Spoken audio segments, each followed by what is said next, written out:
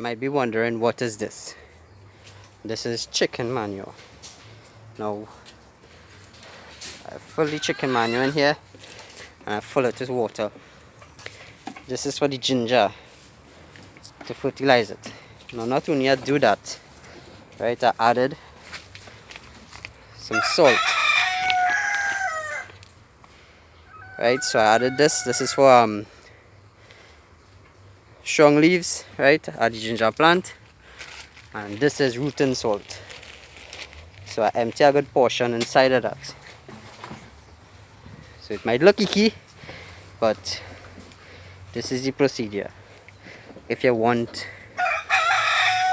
your plant to grow strong and healthy.